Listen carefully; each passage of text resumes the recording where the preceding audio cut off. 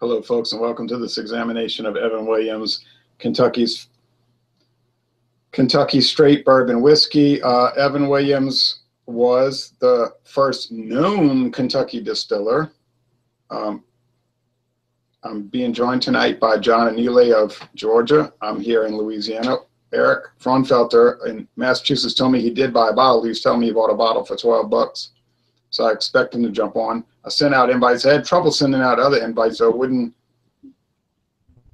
invites wouldn't come up. So I posted it on Facebook. That's about all I could do. Oh, there's Eric posting something in a group hangout. Okay. Good job, Eric. All right. Well, you know, you probably know this as well as I do, John. This is from Heaven Hill in Kentucky. And it's a huge distilling company. They make all kind of gin, brandy, whiskey, and on and on and on. The link between the man Evan Williams and this company, it'd be sort of like calling your whiskey Christopher Columbus whiskey, and just saying a whiskey of discovery. But it may not have any link to it because I did some research, and this brand, Evan Williams, was not introduced until 1955. Not 1855, 1955. Okay, well, it's about $12 a bottle here. The green label's about $1 cheaper, maybe $2 cheaper, depending. In your case, it was $4 more expensive to get the green label, which is strange to me. Right. Yeah, I got a deal on the black label. It was $13 for the 750 ml bottle. So I got a heck of a deal on it. I was shocked that it was more, it was less than the green label. And how much was the? It was 13. You said.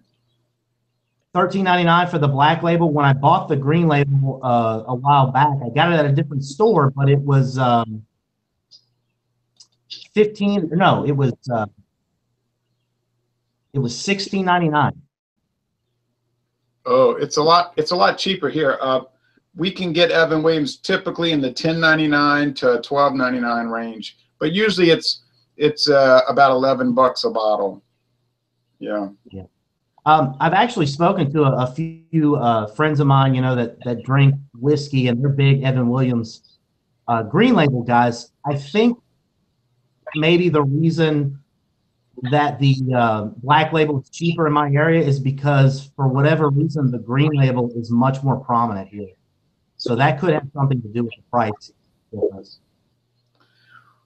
Well, we get a lot of the green label around here as well. So, but I noticed I noticed when I was at Walmart over there, they had about 2 facings for the black label and about 4 facings for the green label. So it may be more popular here too, just because of the price, you know. I don't think they taste the same, but I don't know if I'm a person to.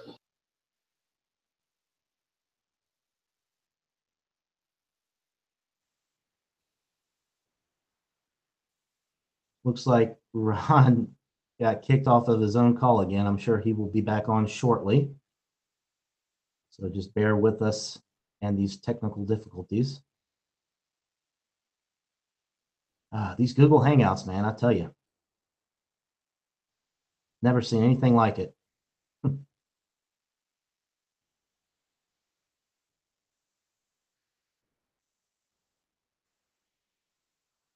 Hope all y'all are doing well out there tonight and enjoying your Wednesday evening.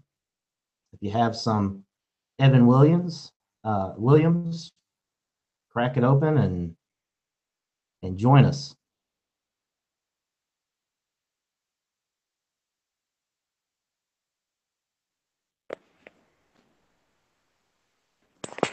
Are we good? Are we in? Oh, hello. Ron got kicked off of his own call, so we're waiting on him to. Oh, he got kicked off again because he doesn't have a gaming computer. Uh-oh. Yes, the gaming computer issue. I'm on a Galaxy S7 Samsung phone, and it works just dandelions. Well, ain't you classy? Yeah, I'm real classy. Yeah, Dave and I are gonna have some bourbon. Hello.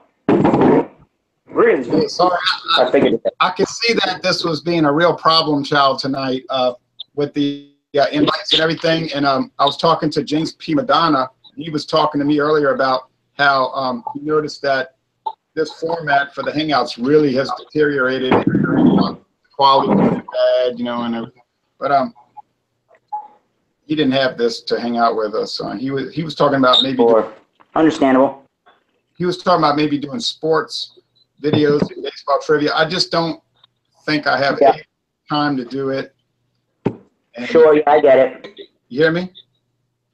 Yes. And I didn't have the interest. I'm not against sports trivia. I just got a lot of games to watch. All right, so Eric, you ever had this before? I must have had this before in my lifetime. I can't imagine why I wouldn't have. But it's not something that I normally gravitate towards. I don't know. I think Dave's probably had it before, right? I have had it before. However, I had it in my younger years where I don't think I had appreciated or developed a taste for it quite yet. So it'd be nice to kind of revisit. Now, Dave, do y'all get this in the green label up there? I believe we do get the green label version. Although, obviously, the green label is not quite as popular as this black label. Yeah, down here it's really popular, but This was $12 and change for the 750 milliliter bottle of it. So that's a pretty good value for 43%, I think. yeah, it's the same Yeah, price. I was actually. Go ahead. I was telling Ron before you got on, Eric, that the is actually cheaper for whatever reason. Is that the case up there in Massachusetts? We're in the southeastern part towards the Rhode Island border. Next to Foxborough. Yes, next to Foxborough. Do you notice that prices vary a lot within Massachusetts, or is it pretty much the same everywhere?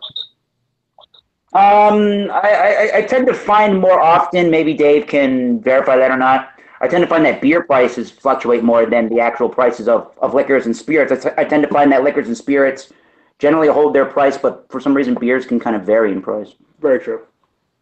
I agree with that 100%. So I don't know what the best way to, I mean, Dave and I do like whiskey, so I don't know what the best way for our purposes to enjoy the whiskey is. If we're going to do it straight, we have some ice, we could do some Coca-Cola and do a mix and see how it performs. I'd say probably rather go for it straight first at the points, and then you add some ice maybe to open it up a little bit more. And then depending if you want to mix it with something a little bit later on, I mean, you got your ways to go. Yeah, I think that's a good idea. And Eric, if you don't mind, later on you could do the appropriate comments, you know, maybe. Yeah, I can look at those, sure. Okay. All right. Well, so cheers, everybody. 86 proof. It's higher than your typical bourbon whiskey. So check it out. I bought my bottle in Kentucky just because I found it kind of cheap, you know. Nice. And it is a sour mash bourbon similar to Jack Daniel's, but because it's not from Tennessee, they can't call it Tennessee whiskey. Right, and it's aged 5 years. And it's charcoal filtered after it comes out the barrel, as opposed to Jack Daniel's, which is done before it enters the barrel. Right. Yeah, it's probably not. I haven't done a side by side, but it's probably not too different from Jack Daniel's. I haven't, but like I said, I haven't done a side by side. Let's let John Anile go first because he was the most geared up. He was the most geared up for this. All right, so John Anile and Georgia, go. All right. Well, on the nose, a lot of caramel sweetness, much like with the green label. A little bit more burn in the nostrils than the green label. Yeah. It smells very pleasant though. Get some, maybe some brown sugar. I mean, it smells, like I said with the green label when we examined that, it's just got a very like candy-like smell, but like in the best possible way. Not that that's a bad thing. You said I mean, you said, it smells very good. a candy. You said a candy smell. Like like candy, like brown sugar, caramel sweetness, like in the best way possible. I mean, that's really, I find the best way to describe it, because there's a lot of other whiskeys that don't have that sweet note. It's just more, I guess the aroma is not as pleasant. The green label, and now with some of that smelling whiskey that I've had so far. Hopefully the taste will be equal. Okay, yeah, do the taste, because I think you must be on Chrome and it's starting to bug out. Oh boy. Hey, that's Chrome for you. It's modern technology.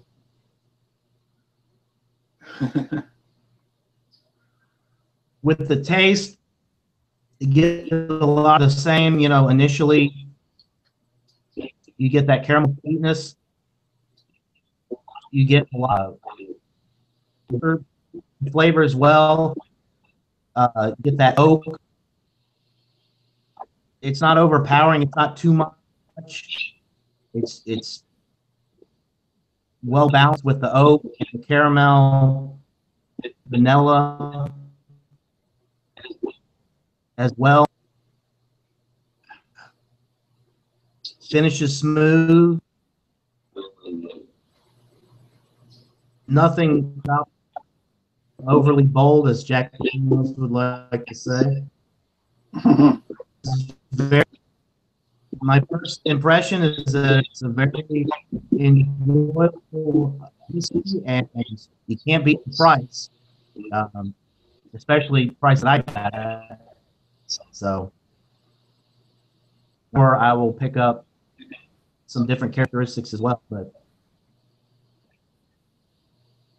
okay, well, we were able to make out most of that. It was kind of, the audio was kind of deteriorating. I think he might be on Wi-Fi as well, which is a double whammy.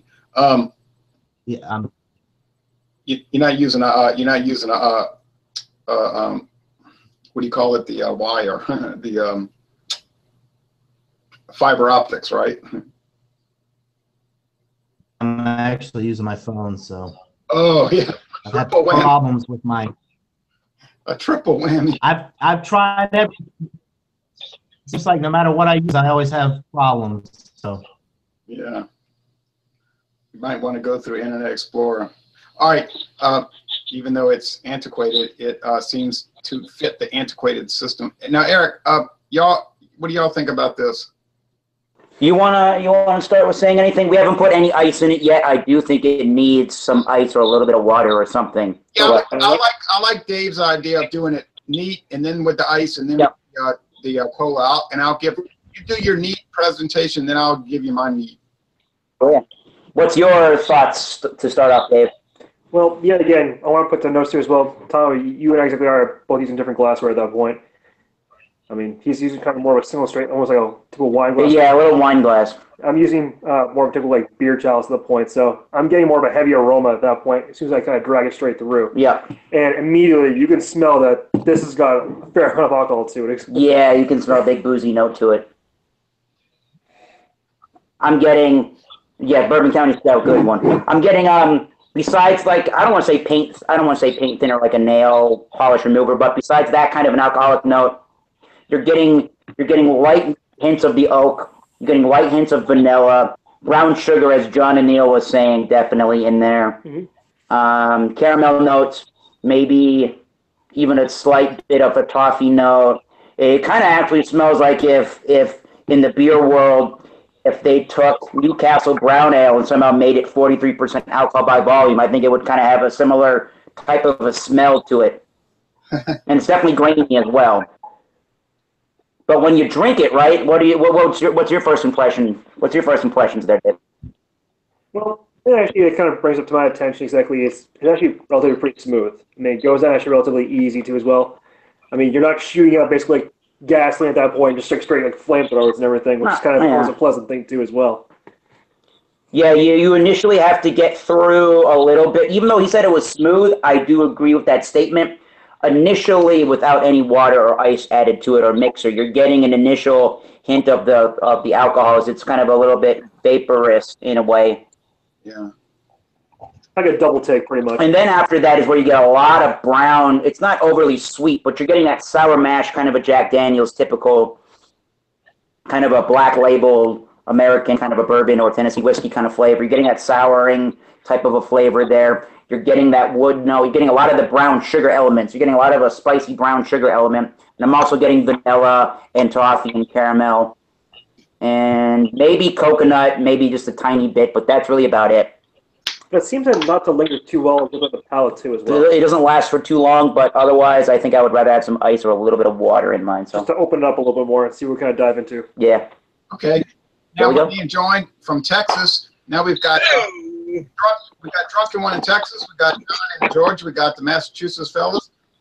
Drunken One, you got some Evan Williams for us? No, I don't. I'm so sorry. No, I don't. I sure meant to. I've been running so damn late. My phone's been off the hook. I'm not going to make excuses. I don't, and I regret it. Oh. Hey, but I'll tell you this much. I'll say this much to you. If you do, let's just say you do an independent recorded review of Evan Williams, I'll watch it and I'll comment. How about that? Okay, I get it. I appreciate that. That's cool. And if you ever come to Louisiana, we'll eat some hogshead cheese and try it out from different. Oh, no, you can have that hogshead cheese there. You're on your own with that. Heck. Yeah. I'll bring you some barbacoa and show you what Mexican food's about. Okay. Now, I'm going to give y'all my impression. I'm going to go fast. You know, it's everything you other three guys said. It's, you know, the vanilla, the oak, the char. You get the definite charcoal. Like Eric said, the faint coconut, the alcohol burn. But honestly, I don't think the alcohol burn is too severe. I think the Jack Daniel's alcohol burn is much harsher. But I want to qualify that statement. I have not done a blind taste test with those two, so I cannot say that for sure. Because a lot of times these blind taste tests will trick you up. And I know John and Neely watch a lot of mine in the morning, and I go in there thinking I know what I'm talking about, and I get totally reversed. That doesn't happen to you. Oh, yes, it does. And so it's pleasant. The nose is very pleasant. I mean, for $11 a bottle, I mean, good grief. Now, the taste. It seems awfully light in color. Yeah, it's a lighter amber. I've had that before. I've never took time enough to appreciate it like you're doing. Yeah, and it just went in with some soda and gobbled down like an alcoholic. Yeah, it is very light. Yeah. It's 86 proof though now. Oh yeah. Don't let it fool you, huh? But I noticed that this thing, besides all the, I'm not going to just repeat everything y'all said, because I agree with everything you said. It does have a strong char, like charcoal, but it almost has like a, I guess y'all talked about this, like a candy note, like, yeah, like you said, the caramel and the nougat, kind of like a Three Musketeers bar type thing. The dried fruit, the nectar, you know, like from a honeysuckle. Well, it's pretty complex for such a low price. It finishes nice and clean. Boy, to me, it's just a dynamite product, and I would highly recommend it. But y'all wanted to talk about pairing it with some water and ice, and then maybe some cola. Yeah. As far as the Evan Williams on its own, it's just fabulous to me. Now, Eric, you want to read any comments before you go into that? I will in a second. I got to pull them up here. I will do that in a couple of seconds here. But I just wanted to add that Dave and I added. He added we both added 2 ice cubes. I think maybe the ice cubes melt a little bit too fast, which is why some people don't like to add ice cubes. They either rather add a big ball of ice, whiskey stones, or just a little bit of the water, so it's not so diluted. But at this particular point in time, I don't know if you can tell from the glass, but it's really chilled the glass down. It's definitely cut down on the alcohol burn notes. You're getting much more of the vanilla note, of a caramel note.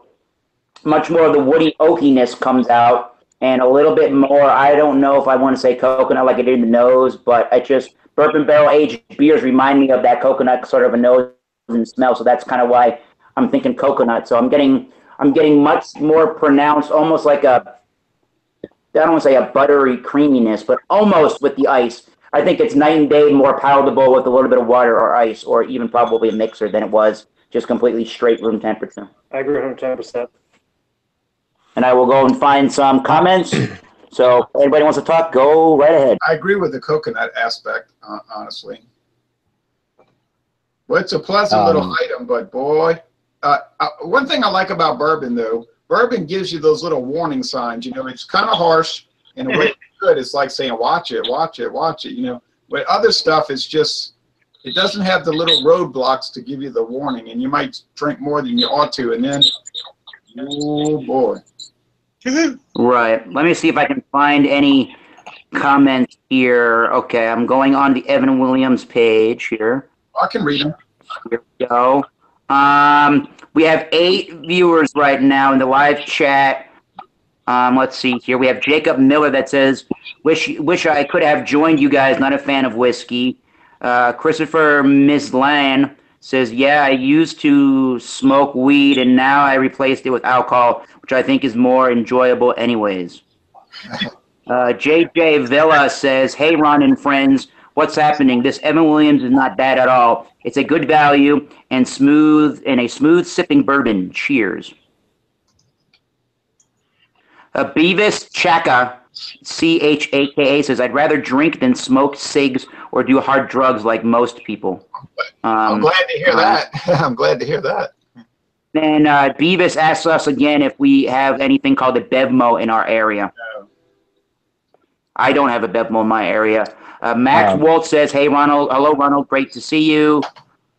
And Max Walt says, remember I asked you about Kraftwerk? There will be in Moscow in February. Well, that's pretty cool.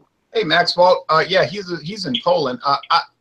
My only exposure to Kraftwerk really is I have the 1974 album Audubon. I have a first printing. It's in perfect condition, not a scratch or a pop on it. And I have an 8-track from the same year. And I love that album, but I don't have a deep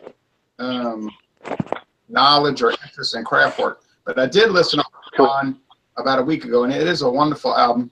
And it's nearly a perfect album. I wouldn't give it 5 out of 5 stars, but I would almost give it that. So cool. He say 8-track? Your age. Yeah, a lot of people gave me these 8-tracks. You know, I have a multiple amount of 8-tracks, but I don't have an 8-track player. It broke. So yeah, I can't play in the flea market. Sometimes they're getting harder and harder to find. I know. I think I'm going to buy one. But I mean, the quality of those things is so. Not much worse than a cassette. I mean, it's the same media styling. You know, it's just an endless loop. We're going on to taste. Okay. We're going on to tasting number 3. We're going to try the Evan Williams with the Coca-Cola, the classic combination. Okay, and that's something I'll never do. But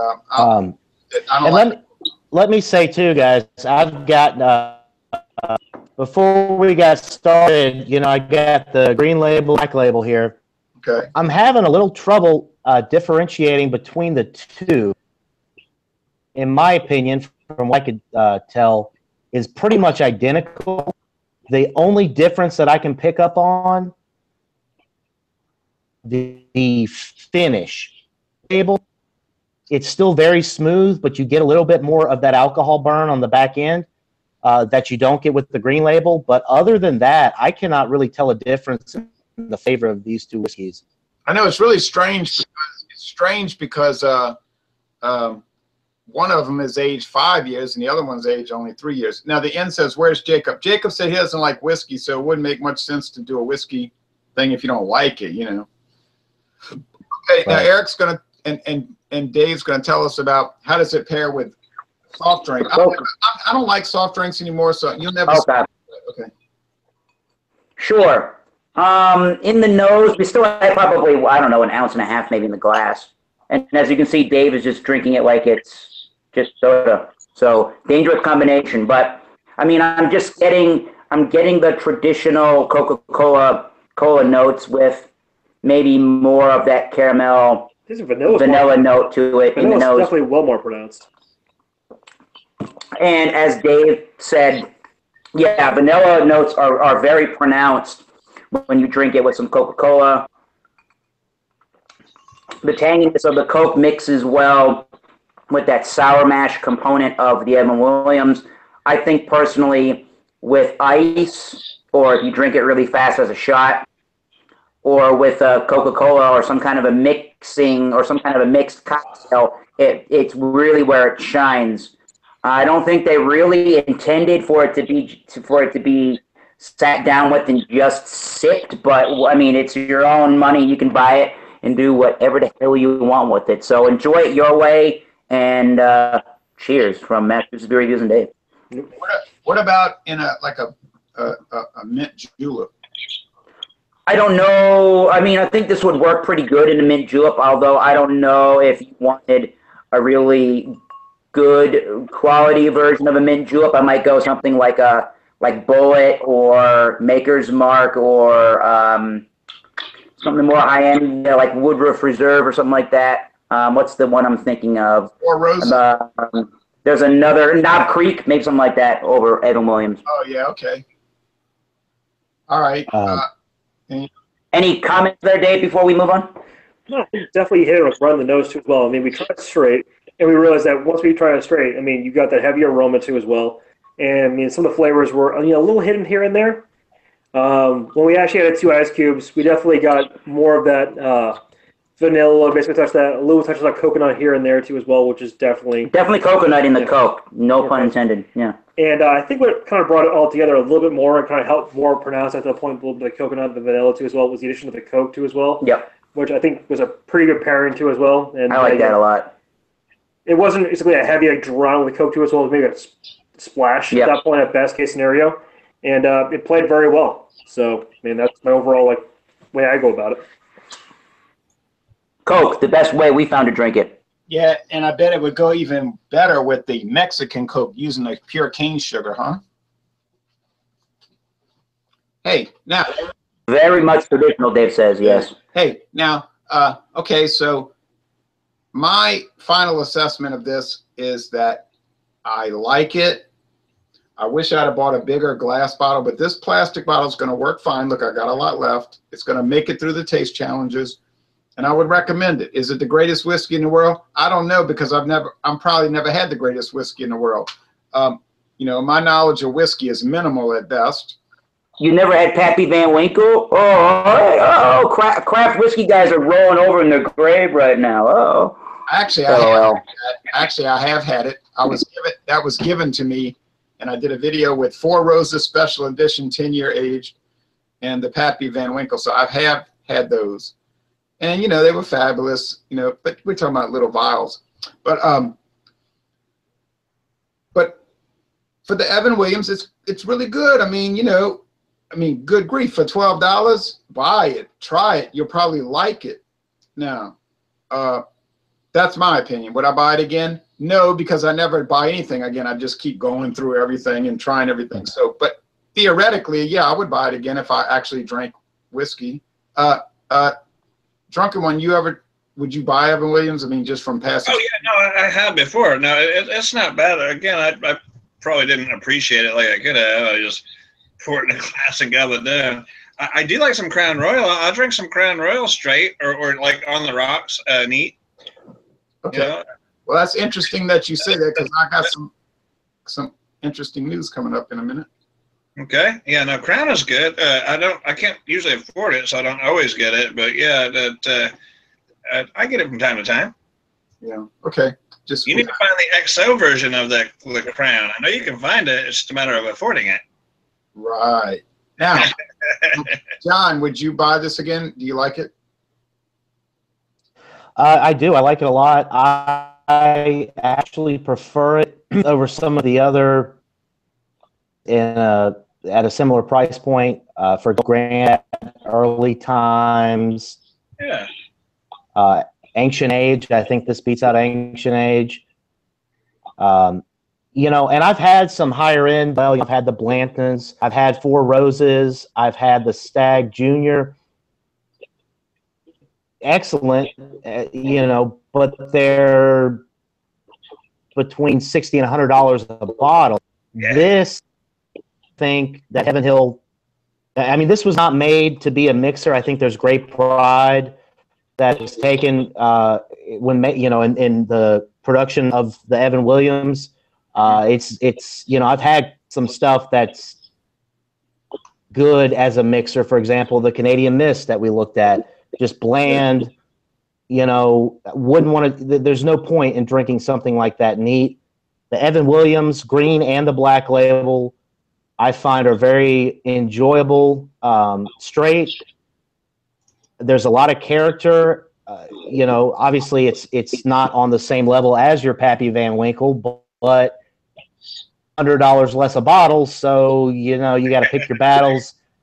And Yeah. I think it's excellent. I would definitely buy it again, and I highly recommend it. Okay. Now, I agree, and of course, I said that. Now, here's something for maybe if anybody is interested. I tried to talk about brandy, but nobody cared about brandy, so I'm just going to do brandy in my own private Idaho. Now, so and that's my own little world, you know, brandy. All right, and we've gone through so many beers. Everybody's sick of beer. So, I mean, I'm not sick of beer, aside from drinking it all day. What's your language? No, I don't mean it. I don't mean it that way. I don't. No, I know. Right. I know with the reviews. Yeah. I was just thinking about this here. Two things really quick. It says here that this was distilled in Kentucky and bottled by old Evan Williams Distillery. So that tells me, unless maybe Jay knows, that tells me that this hasn't been bought out by any major corporations yet. Yes, it never was bought out because it was always owned by Heaven Hill from the day. And Heaven Hill is a family-owned distillery, so it is always it's always been made by Heaven Hill since its inception in 1955. So it's never been it's never been bought out. Gotcha. And then the other thing I was thinking about, and I almost said it to Dave before I jumped on here really quickly, which was it's not if anybody's wondering where Jean H. Pierre is, it's not a mystery. Apparently, him and spirits don't mix very well. Right, no he wanted to come on tonight, but he just doesn't mess with liquor. So he's here. He's saying he's drinking some red wine. Yeah, you see now, if we do wine, he's going to jump on because he loves doing the wine. Now, what I made a comment about beer, and people might have taken that the wrong way. No, what I mean is this: we did examinations of beer for over 3 years, and just we did that every week. We thought of every brand, and then people brought up brands that were good, but then 90% of the people couldn't get them. So there's no point to that. You know, like, well, me and one other person can get it, but nobody else can get it. So then they would get discouraged. You know, they would get discouraged. But we did, like, you think of any mainstream beer, we did it. Okay. Yeah. Right. When you get into wines, you're going to lose me there. Now, I should have gotten me some Evan Williams, but you're going to lose me on that because then you get into Snobville, if you ask me. That's just my opinion. We all have opinions. But then you're kind of getting into Snobville. No, I need to jump on and get some of these whiskeys and bourbons and stuff that y'all are getting. And because I need to build up a little bar myself. Hard part is staying out of it. I don't think, for me personally, I don't know. Sorry to jump back in here again. I don't know if Dave agrees here, but I don't. It's. I mean, if I'm looking at this Evan Williams purely at its price point, the $12 for this, yes, that is great. I do that all day, every day.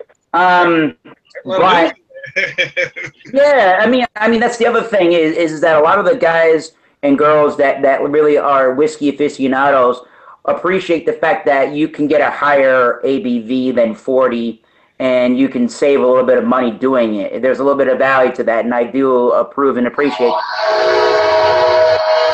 there goes the training too. But for me, it just doesn't have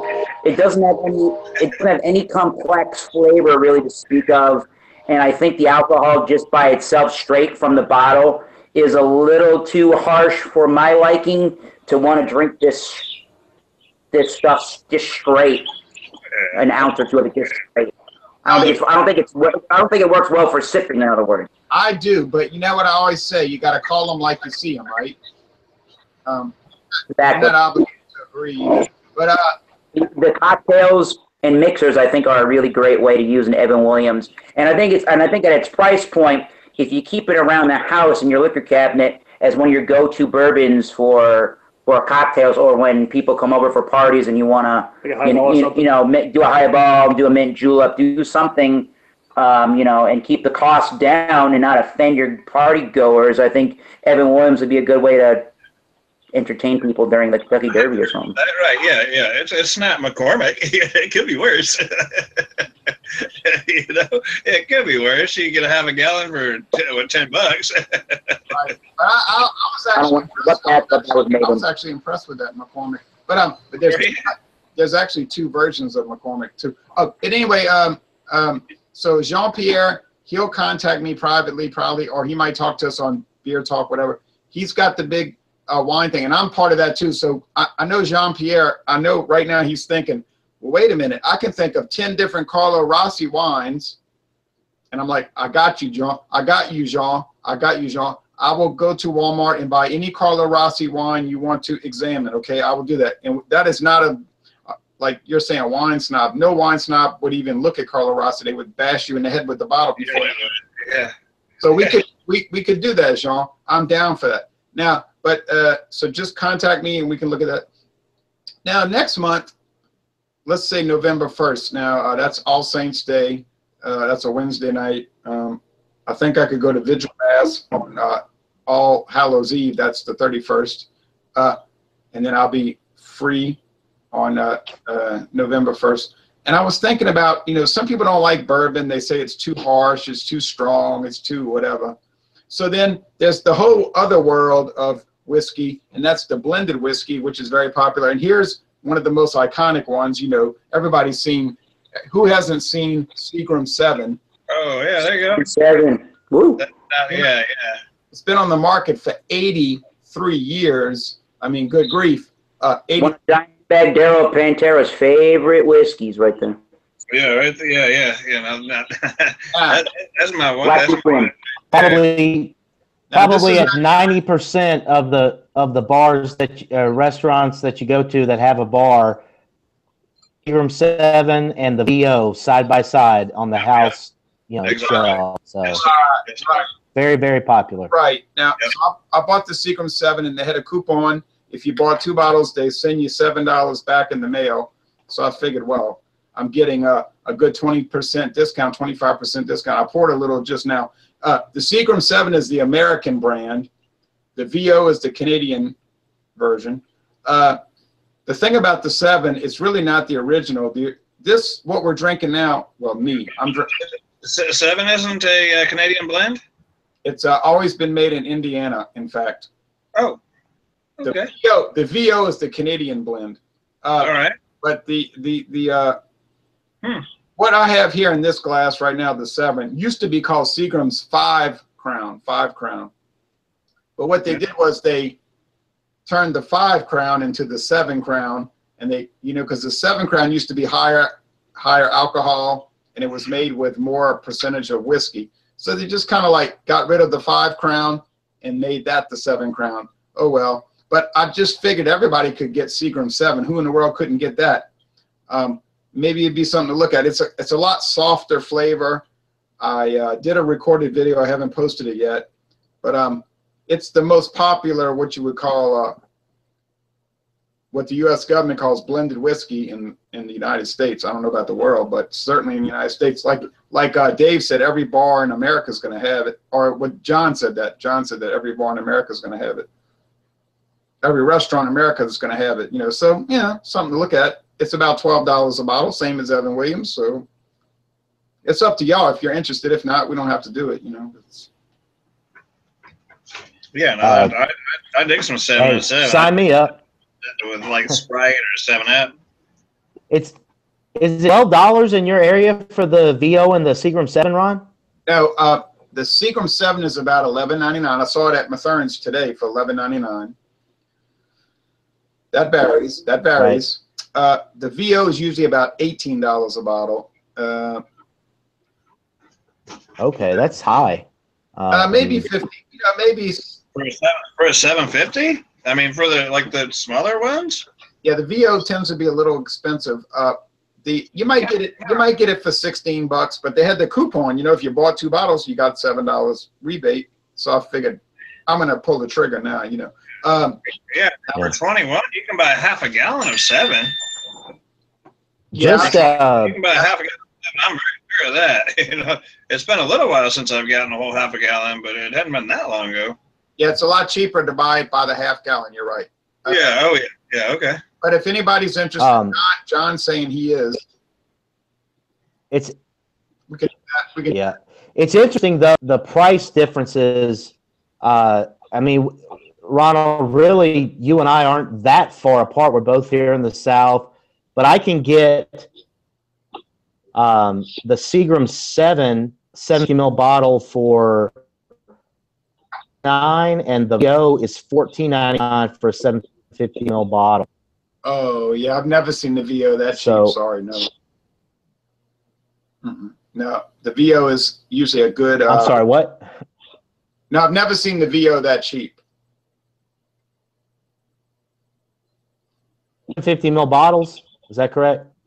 Right. Okay. Never seen the VO that cheap. No. It's usually about $16, $17. That's here now. Okay.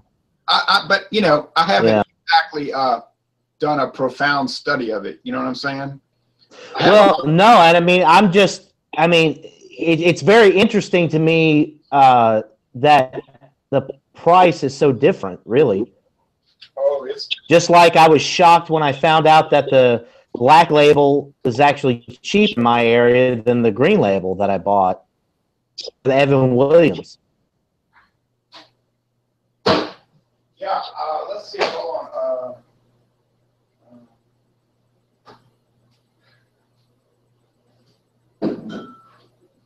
Yeah, like here's the VO, and I ain't never opened it. This is from Canada. They're the same alcohol, 80 proof, you know, but this one is pure whiskey blended. The other one is made with whiskey and grain neutral spirits. But I'd have to find the receipt. But I think altogether it was about $27 for, and then I got the $7 discount. $29. I don't know. I got to look at the receipt. It wasn't too expensive. All right. Any last comments? So maybe I'll see y'all in a month. Hey, you got any last comments, Dave? Well, I think probably phases there. So, I mean, I definitely think my favorite phase is probably the splash of Coke that we added after like dropping 2 cubes of ice. Definitely opened up a little more and definitely gave it more pronounced flavors for like the vanilla and everything. So, I mean, that's just my humble opinion. However, you did make actually a very good comment about it at the very end as well. I mean, toward the back end of the sip that you have, even with the coconut into it, it still makes it, well, presence know exactly with a little bit of flavor for it, kind of more of an oily flavor. Yeah, you can tell even though there's Coca-Cola in it, you taste the Coke initially, and then when you finish the beverage, you can get a little bit of the oily slick viscosity from the Evan Williams. So it still reminds you that you're drinking high percentage beverage, whether it's 43 or it's maybe 39 or 38 at that point once you have the Coke. But I think that's a good way to drink it. I think a bad way to drink it is probably just straight from the bottle because you have an alcohol problem. I know it's $12, but don't use $12 as an excuse for trying to get drunk on the cheap. One thing I will say, though, before we kind of switch from you, was they actually did give a very good solid review of it, saying that it does give you warnings. Every single time you do take a sip of it, it says, like, okay, you're drinking something heavy. You are drinking something heavy. Be careful. Be careful. There's a warning. Right, and the 7 Crown does not give those warnings. This thing just says, come on in. That's why I like that. Come on in and make some bad life decisions, you know.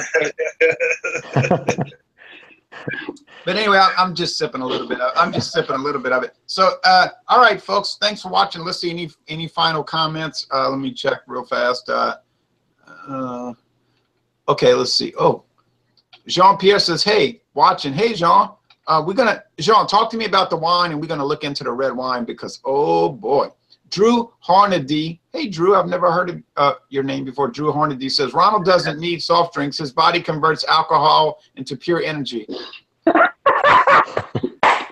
Amen, brother. That's actually true. He's right about that. Bart Robinson says, hey, fellas, I'm sipping on some Basil Hayden, my favorite bourbon, and enjoying the discussion as usual. Oh, I've never had Basil Hayden. He says, favorite blended whiskey is Crown Royal Reserve, hands down. I've never had it, but stance risk Yeah, indicates excellent. as a clap. And Jacob says, have a good week, you guys. Sorry I couldn't make it, not a whiskey fan. We understand that, you know, that's, if somebody did a review of squash, I wouldn't join that. I can't stand squash or eggplant. I would never join an eggplant hangout. Wait a minute. There's a worldwide eggplant and squash reviewer out there. Wait a minute. What? Well, it's YouTube. He knows everything on it. But I would join an artichoke. I would join artichoke hangouts. All right. Anyway, that's it. That's the end. So thanks for watching, people. And I recommend Evan Williams as a straight drink. Eric says no, don't do it. Eric says no, and John says yeah, but it depends on how you want to run with it. And then Drunken One says he didn't get it, but he's down with it, and I've had it before. It's good. Might tackle it in the future. And you get the green label out there? I think so. Yeah, usually it's a little more expensive to get that lesser ABV. That is really weird. It really is. Hey, the opposite. okay. I'm not the one. Yeah, it's more expensive here too, Drunken Green Label. Yeah, if I remember right, it's the same thing with Jack Daniels. Yeah, you get the green bottle and it's more. It's the total opposite. In Louisiana, it's flipped. You know, it's opposite. Well, it makes sense that way. You know, right? They're trying to take the alcohol out, maybe. I don't know. Why would you pay more for less? You know, why would you pay more for less? Exactly. All right. Well, tomorrow morning, I've got a Dawn Busters Taste Challenge. I'm planning it. You know, we don't know what's going to happen, but I'm planning to do the Christian Brothers VSOP Grand Reserve Brandy versus the Saint Remy brandy from France. So France versus America. Who will win in this war? France versus America. Probably neither. Yeah, I think it'll be a tie. I actually do believe that. All right. Thanks, folks.